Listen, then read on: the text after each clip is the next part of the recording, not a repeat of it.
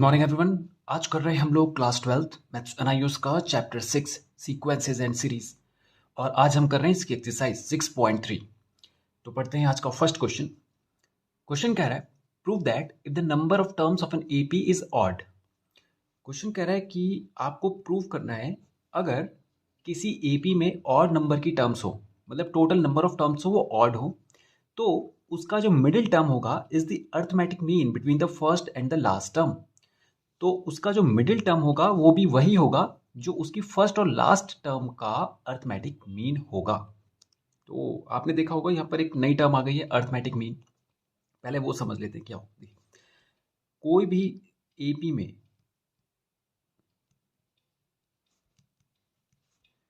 मान लीजिए कोई भी एपी है, एपी तो आपको पता है जिसमें डिफरेंस कॉमन होता है, सीरीज में देख रहे होंगे आप 1+2 3+2 5+2 7+2 9।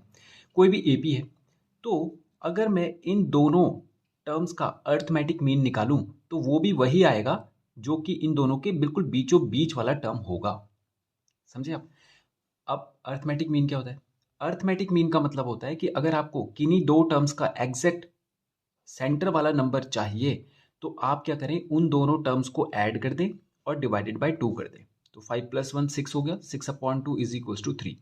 तो ये 3 तो इन दोनों का अरिथमेटिक मीन है, ये 3 अरिथमेटिक मीन है, लेकिन इन दोनों के बीचों बीच जो नंबर होगा वो भी ये ही होगा। तो यही बात वो आपको प्रूफ करने के लिए कह रहा है। समझे आप? तो अरिथमेटिक मीन हो गया कि किन्हीं भी 3 टर्म्स की हम बात करें तो जो बीच वाला नंबर होगा वो भी वही होगा जो अगल बगल वाले नंबर का अरिथमेटिक मीन होगा। जैसे आप इसको चेक कीजिए, 9+5 होता है 14, 14 डिवाइडेड बाई 2 होता है 7, 9+5/2 यह आता है 7। ठीक है, तो यानी इन दोनों का अरिथमेटिक मीन निकालोगे तो भी 7 आएगा, और इन दोनों के बीचों बीच अगर आप कोई नंबर देखते हैं तो वो भी 7 होगा।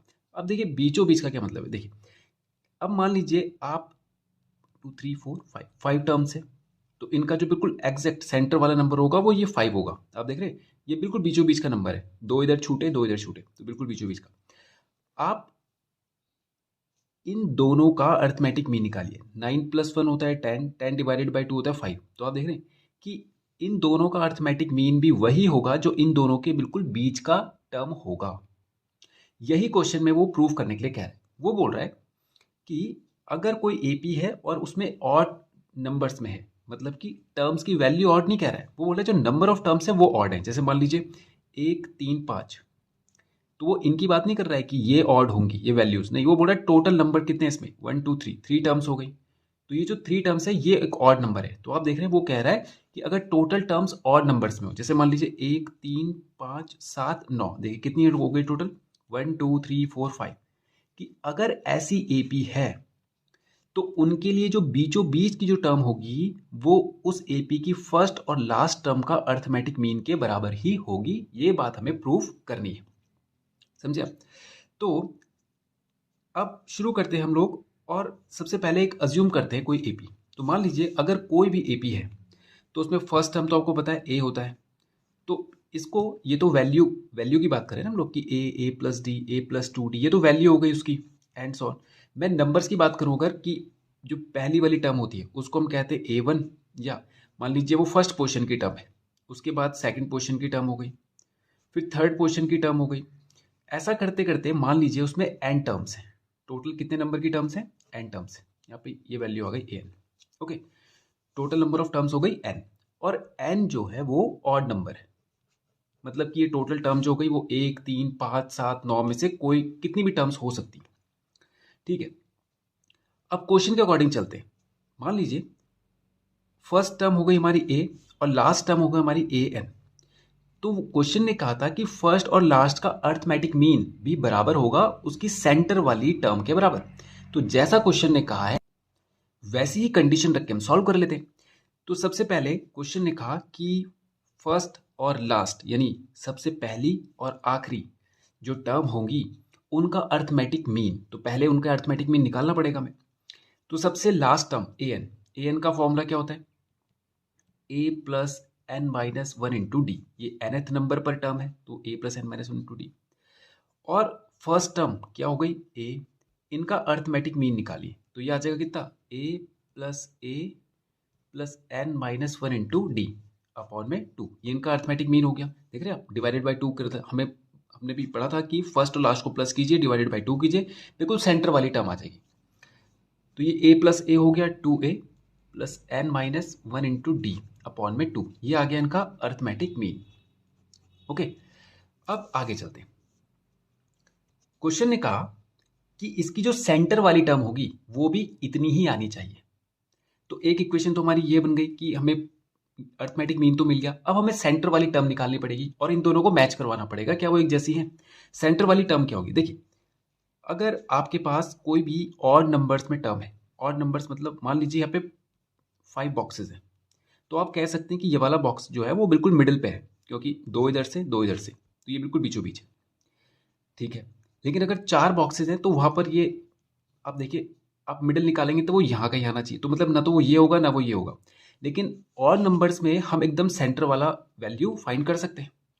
तो इसको निकालने का एक फॉर्मूला होता है। फॉर्मूला क्या होता है, जैसे मान लीजिए आप सेंटर वाला पोजीशन निकालना है आपको, तो आप क्या करते हैं कि टोटल जो नंबर ऑफ टर्म्स है, जैसे मान लीजिए टोटल टर्म्स कितनी होगी 1 2 3 4 5, तो आप क्या करेंगे उसको डिवाइडेड बाय 1 प्लस करके 2 कर देंगे। देखिए जैसे कि टोटल 5 थी तो 5 प्लस 1 अपॉन 2, यानी ये हो जाएगा 6 अपॉन 2 इज इक्वल्स टू 3, यानी थर्ड टर्म का जो बॉक्स होगा वो बिल्कुल सेंटर पे होगा। देखिए 1 2 3 1 2 3, आप इधर से चले इधर से चले, ये सेंटर पे होगा।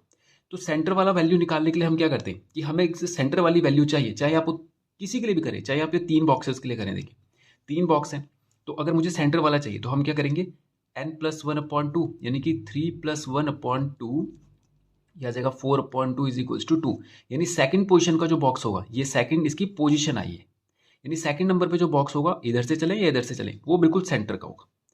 तो अगर मुझे इस अर्थमेटिक मीन की एकदम सेंटर पोजीशन चाहिए तो उसमें भी तो हम यही रूल अप्लाई करेंगे कि टोटल टर्म्स कितनी थी n, तो सेंटर पोजीशन कैसी आएगी n प्लस 1 अपॉन 2, ठीक है। अब ये जो वैल्यू आई ये तो पोजीशन का नंबर आया, नंबर ऑफ पोजीशन, या जिसको हम n के लिए कहते थे, याद है आपको a plus N minus 1 into d, यानी ये जो n है वो ये आ गया। अब वो n नहीं रहा, n असल में ये बन गया, यानी ये उस जगह का नंबर है। जैसे हमने किया था ना 1 3 5, तो यहाँ पर जो 3 है वो कौन सी पोजीशन पे, सेकंड पोजीशन पे, तो ये n का वैल्यू तो है 2, तो यहाँ पर n का वैल्यू जैसे 2 आ रहा है, यहाँ पर n का वैल्यू n प्लस 1 अपॉन 2 आ रहा है, तो असल में ये एक नंबर है। समझ गए आप, ये पोजीशन का एक नंबर है, ये वैल्यू नहीं है पोजीशन की, ये इस 3 को रिप्रेजेंट नहीं कर रहा है, ये इस 3 की जो पोजीशन है उसको रिप्रेजेंट कर रहा है। जैसे यहाँ पे 3 की पोजीशन कौन सी है, सेकंड पोजीशन है, तो वैसे ये सेंटर पोजीशन का नंबर डिनोट कर रहा है। मतलब ये जो नंबर है ये सेंटर पोजीशन की वैल्यू को डिफाइन नहीं करता, ये 3 को डिफाइन नहीं करता, ये 2 को डिफाइन करता है कि जो उसकी पोजीशन है, ठीक है। अब देखते हैं आगे चलते हैं। अब जैसे ही हमें ये सेंटर पोजीशन का नंबर मिल गया तो हम इसकी वैल्यू फाइंड कर सकते हैं। फॉर्मूला क्या होता है, ए एन का a plus N minus 1 into d. तो हमारे पास a तो इस पूरी सीरीज के लिए सेम ही रहेगा, a प्लस एन की जगह पे हमें क्या रखना है, n प्लस 1 अपॉन 2 और माइनस का 1 इंटू डी, यानी सेंटर पोजीशन पे जो वैल्यू होगी वो ये वाली होगी। और यही तो क्वेश्चन हमें प्रूव करने के लिए कह रहा था कि सेंटर पोजीशन पे जो वैल्यू होगी वो फर्स्ट और लास्ट पोजीशन की वैल्यू के अर्थमेटिक मीन के बराबर होगा, यानी ये वैल्यू और ये वैल्यू हमारी यहाँ मैच करनी चाहिए, इक्वल आनी चाहिए, ठीक है। तो जरा सॉल्व करके देखते हैं क्या ये इसके बराबर बनेगा, चेक करते हैं। ये हो गया a प्लस, इसको हमें एलसीएम लेना पड़ेगा, तो 2 1 2 इधर चला जाएगा, होल अपॉन में 2 आ जाएगा इंटू डी, 1 माइनस 2 होता है -1, तो वैल्यू आ जाएगा हमारा a plus n minus 1 upon 2 into d. और सॉल्व करते हैं इसको, तो ये 2 तो जो है वो इस वाली टर्म के साथ है, एलसीएम लेंगे तो ये हो जाएगा 2a plus N minus 1 into d, अब होल अपॉन में 2 आ जाएगा, ये वैल्यू आई a n प्लस 1 अपॉन 2, यानी ये सेंटर पोजीशन की वैल्यू आई है। समझे आप, यानी जो हमने भी यहाँ पे नंबर निकाला था ना n प्लस 1 अपॉन 2, इस पोजीशन पे ये वैल्यू रखा हुआ है, समझे आप। और ये वैल्यू आप मैच कीजिए, इसके बिल्कुल इक्वल है। देखिए 2a, ये देखिए 2a, यहाँ पे भी 2a plus N minus 1 into d upon में 2, ये देखिए मैच कर रहा है। तो हम कहेंगे from first and second arithmetic mean of first and last is equals to value between first and last, या वैल्यू की जगह आप लिख दीजिए वैल्यू ऑफ टर्म, या सीधा टर्म भी लिख सकते हैं, term is in between first and last in odd series, hence proof, ये हमने प्रूफ कर दिया। ओके, समझ गया कि यहां पर से हमने देखा कि जो हम अर्थमेटिक मीन निकाल रहे थे वो भी उतना ही था जितना सेंटर पोर्शन पे जो टर्म था उसका वैल्यू था। समझा? अब इसको जरा एक एग्जांपल के थ्रू समझ लेते हैं। हम सीधा सीधा भी समझ सकते हैं इसको, अगर सीधा सीधा हम चेक करें कि ये सब वैल्यूज ना रखना पड़े, ये n+1 वगैरह। आपको सीरीज तो पता है अर्थमेटिक प्रोग्रेशन की, वो होती है a, ये आपको पता है। फर्स्ट पोर्शन पे जो वैल्यू होती है उसको हम a कहते हैं, सेकंड पोर्शन a+d होती है, फिर थर्ड पोर्शन a+2d होती है, और फोर्थ पोर्शन a+3d। ऐसा करते करते हम चलते हैं। तो हमें तो केवल ऑड सीरीज की बात कर रहे थे हम लोग, तो हमें ये नहीं लेना है, हमें ऑड लेना है, ऑड नंबर्स में लेना है। तो उसने कहा था क्वेश्चन में कि इन दोनों का जो अर्थमेटिक मीन निकालिए, तो इनका अर्थमेटिक मीन क्या होगा, a+2d+a/2। इनका अर्थमेटिक मीन निकाला तो ये हो जाएगा 2a+2d/2 is equals to, 2 common ले लेंगे, ये आ जाएगा a+d/2, 2 से 2 कैंसिल, कितना आ गया a+d। तो देखिए क्या वो सेंटर पोजीशन के नंबर के बराबर है, बिल्कुल है। यही बात को प्रूव करने के लिए जा रहा है। तो इसके लिए हमने इसको इस पैटर्न को लगाया कि हम यहाँ पे तो केवल 3 टर्म्स की बात कर रहे हैं, यहाँ पर हम कितनी भी टर्म्स की बात कर रहे हैं कि कोई सी भी टर्म्स लीजिए आप, कितनी भी टर्म्स लीजिए, बस वो ऑड नंबर्स में होनी चाहिए, तो उनके लिए ये वैल्यू आएगा। ओके, तो ये हो गया फर्स्ट क्वेश्चन इसका कंप्लीट। तो पढ़ते हैं सेकंड क्वेश्चन। क्वेश्चन कह रहा है between 7 and 85 m numbers of arithmetic means are inserted. 7 and 85 के बीच में m नंबर्स हैं जो कि अर्थमेटिक मीन है, 1 2 and so up to m तक जाता है, मतलब कि m नंबर्स हैं टोटल, और वो अर्थमेटिक मीन है। So that the ratio of m-3 and mth means is 1124। इस तरह से रखे गए हैं कि इस वाली टर्म का और इससे पहली वाली m-3 वाली टर्म का रेशियो इतना है 1124। आपको बताना है कितने नंबर्स इनके बीच में रखे गए हैं। ओके, तो शुरू करते हैं क्वेश्चन। सबसे पहले देखिए अर्थमेटिक मीन तो अभी हमने डिस्कस किया था फर्स्ट क्वेश्चन में कि मान लीजिए नंबर्स है हमारे पास 1 and 9। इस एग्जाम्पल को यहाँ पे हम अप्लाई करेंगे। इसका अर्थमेटिक मीन होता है दोनों को प्लस कीजिए, डिवाइडेड बाय 2 कीजिए, इसका सेंटर नंबर आ जाएगा। 9 + 1 10, डिवाइडेड बाय 2 आ जाएगा कितना, 5। इन दोनों का arithmetic mean 9 + 5 14 plus divided by 2 तो हो जाएगा 7। 5 + 1 6, डिवाइडेड बाय 2 आ जाएगा 3। आप चेक कीजिए ये तीनों नंबर जो है ये अर्थमेटिक मीन है, ये भी मीन था, ये भी मीन था, और ये भी मीन था। तो ये तीनों इस तरह से सेट होंगे कि इन दोनों को भी अगर हम इन्वॉल्व कर दें तो ये एक अर्थमेटिक प्रोग्रेशन बनाते हैं। आप चेक कर सकते हैं 1 + 2 3, 3 + 2 5, 5 + 2 7, 7 + 2 9। समझे? तो क्वेश्चन कह रहा है जो आपको गिवन है वो केवल इन नंबर्स की बात कर रहा है, इनको वो कह रहा है 1 2 3 and so on m number रखेंगे। जैसे आप यहाँ पर देखिए, यहाँ पर हमारे पास केवल 3 अर्थमेटिक मीन है, यहाँ पर कह रहा है आपके पास m अर्थमेटिक मीन है, यानी इसके बीच में m नंबर्स रखे गए, उन्हीं को हमें बताना है। लेकिन इसके हिसाब से पहले हम ये क्वेश्चन को बनाते हैं कि क्वेश्चन क्या कह रहा है कि वो किन किन का रेशियो दे रहा है। देखिए सबसे पहला नंबर है 7 और आखिरी नंबर है 85। इनको तो वो इन्वॉल्व ही नहीं कर रहा है, वो केवल इनके बीच वाले नंबर की बात कर रहा है। तो मान लीजिए इनके बीच में उसने इसको फर्स्ट पोजीशन दी होगी, इसको सेकंड दी होगी, और जो ये वाला नंबर बोला होगा ये उसने m बोला होगा। अब ये अगर m है तो इससे जस्ट पहले वाला m-1 होगा। आपको पता है कि अगर ये 7वां नंबर होगा तो ये 6वां नंबर होगा, तो ये 5वां नंबर होगा, ये फिर m-2 वाला नंबर होगा, और ये m-3 वाला नंबर होगा। तो क्वेश्चन में जो आपको रेशियो दिया जा रहा है वो इन दोनों का दिया जा रहा है कि m-3 का रेशियो और m का रेशियो दे रखा है आपको 1124, ये दे रखा है। लेकिन जब हम सॉल्व करेंगे तो हम तो इनको भी इन्वॉल्व करेंगे, क्योंकि अभी हमने क्या कहा था कि ये इन दोनों को मिलाकर भी अर्थमेटिक प्रोग्रेशन बन जाता है। तो यानी ये और ये भी इस प्रोग्रेशन के टर्म होंगे, तो इनको भी तो हमें नंबर देना पड़ेगा, इनको भी तो पोजीशन देना पड़ेगा। तो हम दोबारा से इसको नंबर देते हैं। तो हमने कहा ये हो गया फर्स्ट पोजीशन, ये होगी सेकंड पोजीशन, ये होगी थर्ड पोजीशन। ऐसे करते करते हम जाएंगे तो ये आ जाएगी हमारी m+2 पोजीशन। कैसे, आप चेक कीजिए।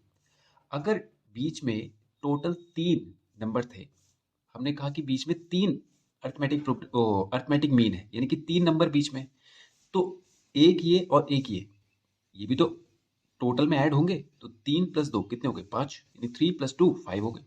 तो अगर बीच में m नंबर्स हैं तो एक ये हो गया और एक ये हो गया, तो टोटल m प्लस 2 हो गए। तो अगर हम यहाँ से 1 2 3 करके चलेंगे तो ये m प्लस 2 वाला नंबर हो जाएगा लास्ट वाला।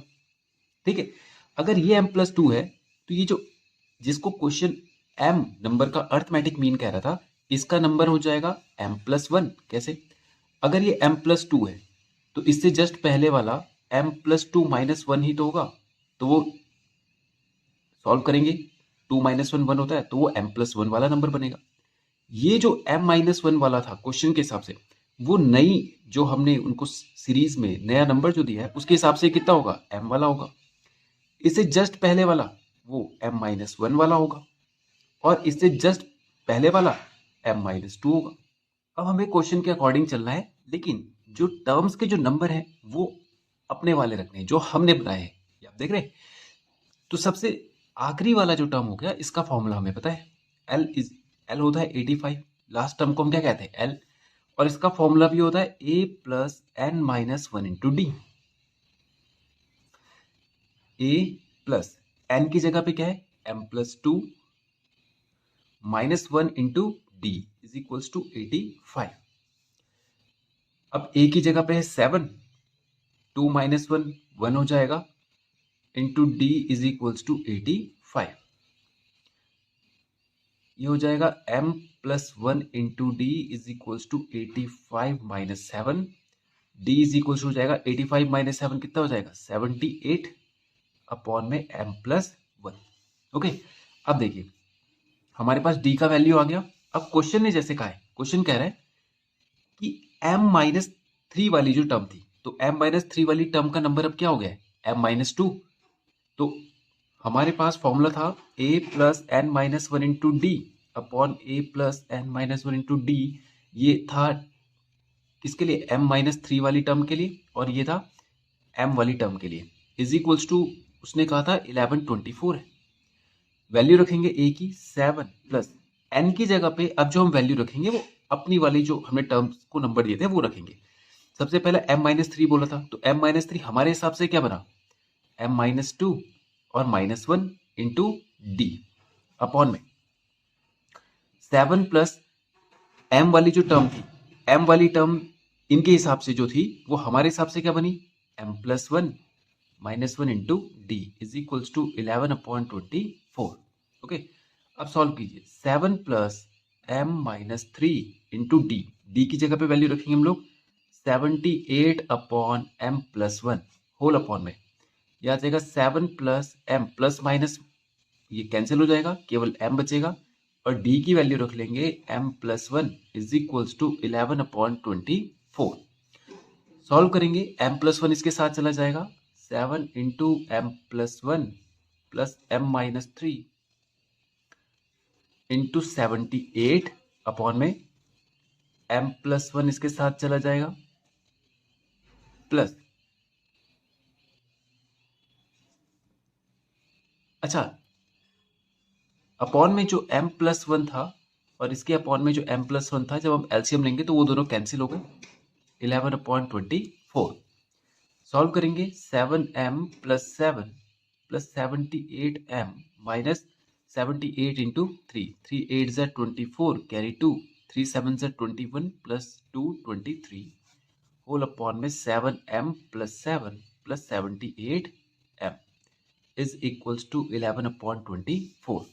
सॉल्व करेंगे इसको, सेम फैमिली है, 78 प्लस 7 हो जाएगा 85m, और माइनस का इसमें से 7 चला जाएगा तो 227, और अपॉन में ये भी आ जाएगा 85m plus 7 is equals to 11 upon 24। इसको इधर लेके जाएंगे, इसको इधर लेके जाएंगे, तो ये हो जाएगा 85m इंटू 24 माइनस 24 का मल्टीप्लाई इससे भी होगा, 227 into 24 is equals to 11 into 85m plus 11 into 7।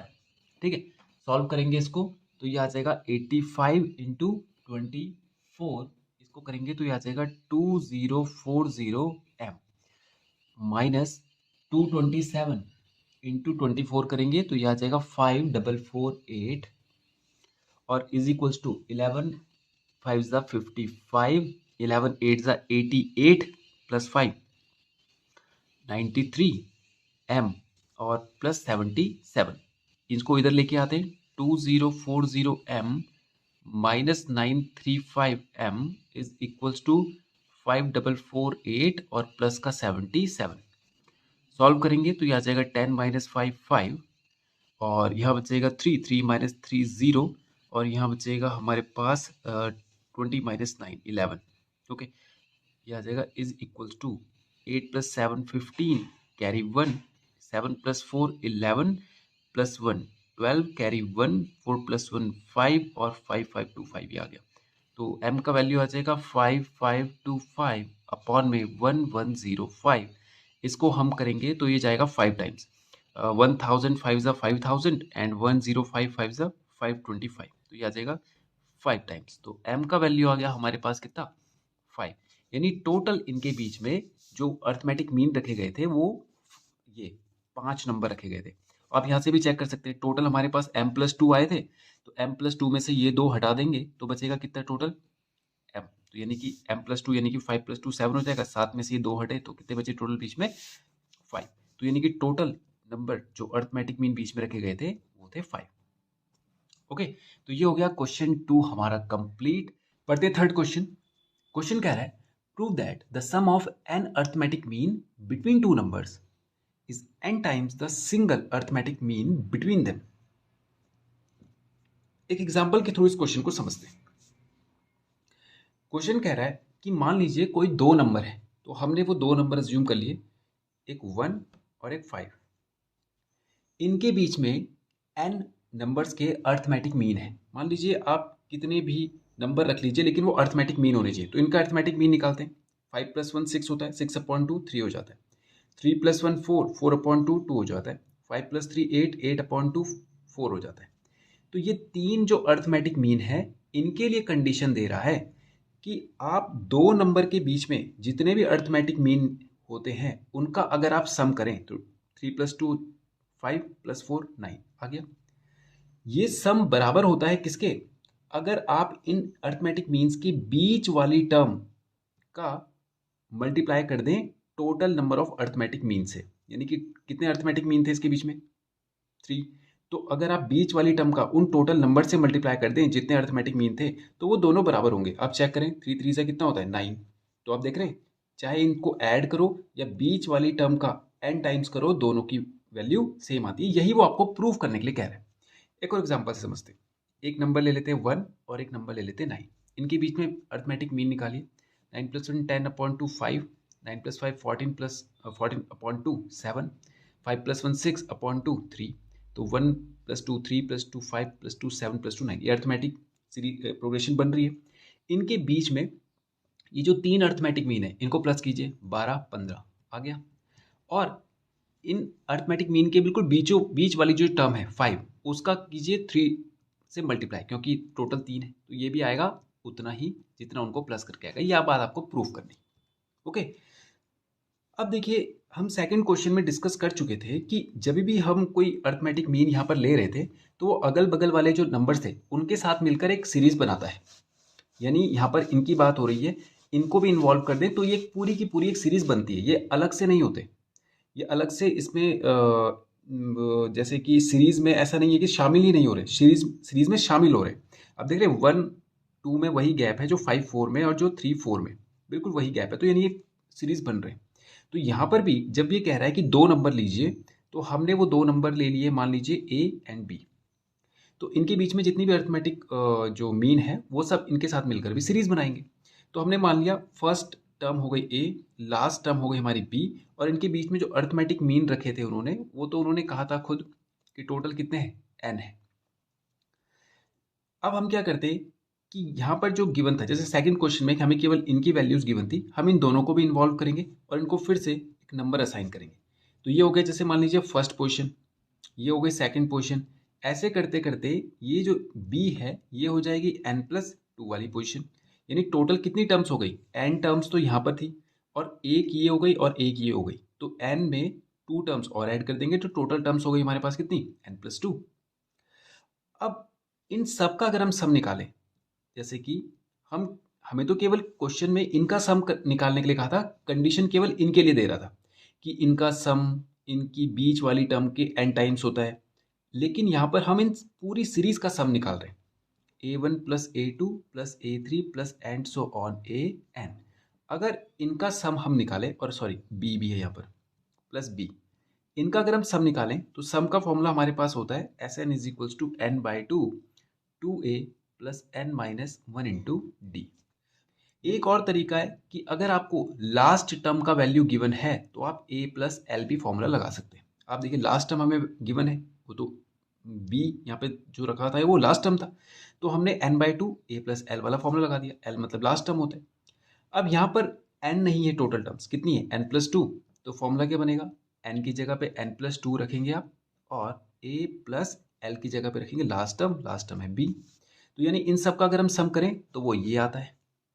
ठीक है, अब हम क्या करेंगे, क्वेश्चन ने हमें केवल इनके बारे में कहा था, उसने टोटल सीरीज की बात नहीं करी थी, उसने केवल इनकी बात करी थी। तो अगर हमें केवल इनके ही सम की बात करनी है तो हम यहाँ पर इन्हीं को रखेंगे और बाकी सबको राइट हैंड साइड ले जाएंगे। तो ये फॉर्मूला बनेगा n plus two upon two bracket में a प्लस बी, और ये a इधर जाके माइनस हो जाएगा और b भी इधर जाके माइनस हो जाएगा। अब इनमें से अगर मैं माइनस कॉमन ले लूँ तो ये बन जाता है a प्लस बी। अब देखिए इसी की कंडीशन हमें क्वेश्चन में दी गई थी कि अगर आप अर्थमेटिक मीन जो उनके बीच में थे उनको प्लस करते हैं, तो हमने इन सबको प्लस करके दिखाया, तो वो इक्वल आता है किसके। अब वो कंडीशन हमें चेक करनी है, तो हम क्या करते हैं, a प्लस बी यहाँ पे से कॉमन ले लेते हैं। तो यहाँ क्या बचेगा, ये बाहर आ चुका है तो ये बचेगा n plus two upon two, और माइनस ये पूरा बाहर आ गया तो बचेगा केवल 1। अब ये लेफ्ट हैंड साइड तो हमारी वो रिक्वायरमेंट जो थी वो आ चुकी है, अब केवल राइट हैंड साइड को सॉल्व करेंगे, a प्लस बी, और यहाँ पे 2 एलसीएम आएगा तो n plus two minus to इसके साथ मल्टीप्लाई हो जाएगा होल अपॉन 2। ये हो जाएगा a plus b plus two minus two cancel, ये आ जाएगा n बाई टू। इस 2 को मैं इधर अगर ले जाऊँ इसके साथ तो ये आ जाएगा a plus B by two into n, और इसको हम ऐसा भी कह सकते हैं n into a plus B by two. अब जरा चेक कीजिए, a प्लस बी, ये तो फर्स्ट और लास्ट वो वाली टर्म है जो हमने एज्यूम करी थी, फर्स्ट और लास्ट a b, और a plus B by two का मतलब होता है इनके बिल्कुल बीचों बीच की टर्म, यानी कि a plus B by two का मतलब है कि हमने इन दोनों का अर्थमेटिक मीन निकाल दिया। तो अगर यहाँ पर कुछ नंबर्स हैं, जैसे कि यहाँ पर हमने एग्जाम्पल लिया था ये वाला, देखिए यहाँ पर हमने इसके जब अर्थमेटिक मीन निकाला था 5 और 1 का, तो आपको याद होगा 3 आया था, 5 प्लस 1 अपॉन टू 3, और ये जो 3 था ये केवल इन दोनों का सेंटर नंबर नहीं था, बल्कि इनके बीच में जो ये सीरीज है n नंबर्स की, ये आप देख रहे हैं n नंबर्स के जो अर्थमेटिक मीन है उनके भी बीचों बीच का टर्म है ये। जैसे यहाँ पर देखिए 9 प्लस 1 10 अपॉन टू, ये 5, तो केवल ये इनका बीचों बीच का नंबर नहीं था, ये इन दोनों अर्थमेटिक मीन के भी बीचों बीच का नंबर है। तो यही तो वो क्वेश्चन में कह रहा था कि आपको इनका अगर सम करना है तो वो इक्वल आना चाहिए किसके, इसका मल्टीप्लाई करें हम टोटल नंबर ऑफ टर्म से।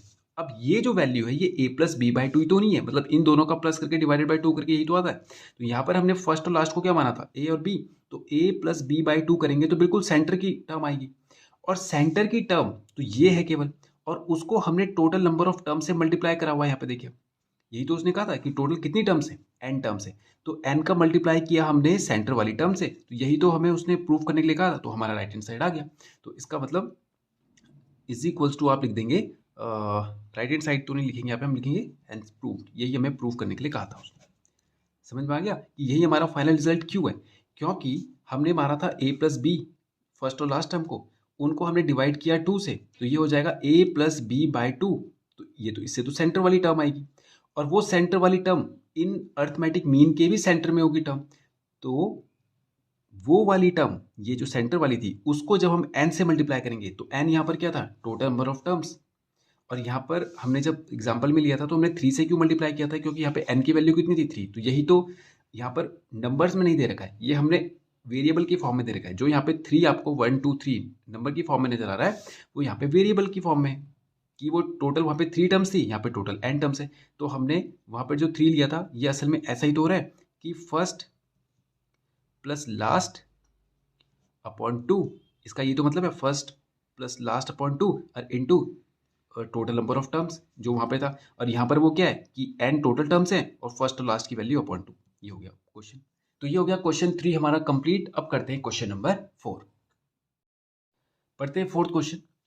क्वेश्चन कह रहा है if the arithmetic mean between p and q term of an AP is equals to arithmetic mean between r and s terms of the AP, then show that p plus q is equals to r plus s। Question कह रहा है कि किसी arithmetic progression में, मान लीजिए कोई arithmetic progression है, उसमें p, q, r and s ये 4 टर्म है। इसमें बोल रहा है इन दोनों टर्म का जो अर्थमेटिक मीन होगा वो इन दोनों टर्म के अर्थमेटिक मीन के बराबर होगा। अब कोई जरूर नहीं है इसी सीरीज में लगे हो, ये हमें नहीं पता, लेकिन वो बोल रहा है कोई AP है जिसमें p, q, r, s कोई टर्म है, ठीक है। बोल रहा है इन p, q टर्म का जो अर्थमेटिक मीन है वो r, s टर्म के अर्थमेटिक मीन के बराबर आ रहा है। तो है, अगर ऐसा है तो आपको प्रूफ करना है p plus q is equals to r plus s। ये आपसे पूछ नहीं रहा है कि ये बराबर है, ये आपसे पूछ नहीं रहा है, आपको प्रूफ करने के लिए नहीं कह रहा है कि इसको बराबर प्रूफ कीजिए। वो कह रहा है, वो तो आपको दे रहा है ये बात कि वो बराबर अगर है तो आप प्रूफ ये कीजिए p plus q is equals to r plus s। तो जैसे अर्थमेटिक प्रोग्रेशन में अगर ये उस प्रोग्रेशन की टर्म्स है तो इसके लिए हम फॉर्मूला लगाएं, तो ये फॉर्मूला क्या हो जाएगा, ए एन का फॉर्मूला हो जाएगा a plus N minus 1 into d. तो p के लिए फॉर्मूला क्या हो जाएगा, a प्लस p वाली टर्म है तो हमारे पास कितना आ जाएगा, n की जगह पे हमारे पास कौन सी टर्म है, p minus 1 into d, okay. और q वाली टर्म का फॉर्मूला कितना आ जाएगा, ए पी है, ये ए क्यू है, a plus q minus 1 into d. और ए आर वाली टर्म का फॉर्मूला हो जाएगा a plus r minus 1 into d. और ए एस वाली टर्म का फॉर्मूला हो जाएगा a plus s minus 1 into d. क्योंकि a तो सबके लिए एक जैसा ही रहना है, d भी सबके लिए एक जैसा रहना है, क्योंकि अगर ये कोई AP होगी तो इनमें d तो कॉमन होगा, तो d हमने सबके लिए एक जैसा रखा है। n जो था, n हमें नहीं पता कौन से नंबर की टर्म है, हमें बस ये बताया गया है कि p वाली जो टर्म होगी, तो यानी n की जगह पे जैसे हम बोलते हैं ना कि second term, third term, fourth term, fifth term, वैसे यहाँ पे बोल रहा है p वाली जो टर्म है, तो यानी ये जो p है ये उस टर्म का नंबर हो गया, वैल्यू नहीं है। तो टर्म का नंबर हो गया p, यहाँ पे टर्म का नंबर हो गया q। तो हमने बोला a प्लस n की जगह पे p वाली जो टर्म है, n की जगह पे q वाली जो टर्म है, q नंबर वाली टर्म, r नंबर वाली टर्म, s नंबर वाली टर्म, तो इन सब वाली टर्म के लिए जो वैल्यू निकालने का फॉर्मूला होता है वो होता है a plus N minus into d. तो हमने कहा कि उस पर वैल्यू रखा हुआ है ए पी, इस पे वैल्यू रखा हुआ है ए क्यू, इस पे वैल्यू रखा हुआ है ए आर, तो उसका फॉर्मूला बनेगा a प्लस पी माइनस 1, और ऐसे करते हमने सारी वैल्यूज निकाल दी। अब जैसे क्वेश्चन में कंडीशन गिवन है वैसे हम रख लेते हैं। उसने कहा था क्वेश्चन में कि p और q वाली टर्म का अर्थमेटिक मीन, अब p वाली टर्म तो ये है और q वाली टर्म ये, इनका अर्थमेटिक मीन कैसे आता है भाई, किन्हीं भी दो टर्म्स का अर्थमेटिक मीन होता है दोनों को प्लस करो डिवाइडेड बाई 2 करो। तो हम यही यहाँ पे a plus P minus 1 into d और प्लस q वाली टर्म कौन सी है, a plus q minus 1 into d और डिवाइडेड बाय कर देते हैं 2। और वो कह रहा था क्वेश्चन में ये इक्वल है r और s के अर्थमेटिक मीन के। तो r वाली टर्म हो गई a plus r minus 1 into d plus a plus s minus 1 into d upon में 2। ये दोनों बराबर थी इसलिए हमने इसको इक्वेशन में रखा जैसे उसने कहा था क्वेश्चन। अब सॉल्व करते हैं, 2 से 2 तो कैंसिल हो गया क्योंकि ये होल अपॉन है। अब सॉल्व करते हैं तो ये आ जाएगा a plus D P minus D, a plus A कितना हो जाएगा 2a, और ये हो जाएगा D Q minus D is equals to a plus A हो जाएगा 2a plus D R minus D, और ये हो जाएगा plus D S minus D, okay. Minus D cancel, minus D cancel, same sign equal के इधर उधर cancel हो जाते हैं, 2a से 2a कैंसिल, यहाँ पर बचेगा d p plus d q is equals to d r plus D s. D को कॉमन ले लेकर हम तो ये हो जाएगा p plus q is equals to r plus s, इधर भी d हमने कॉमन ले लिया, d से d कैंसिल हो गया, तो ये आ जाएगा p plus q is equals to r plus s. ये हमें प्रूव करना था, ओके। तो ये हो गया क्वेश्चन 4 भी हमारा कंप्लीट, और इसी के साथ ये एक्सरसाइज भी होती है हमारी फिनिश। तो आज की वीडियो में इतना ही करते हैं और नेक्स्ट वीडियो में करेंगे इसके आगे के क्वेश्चंस। Thank you.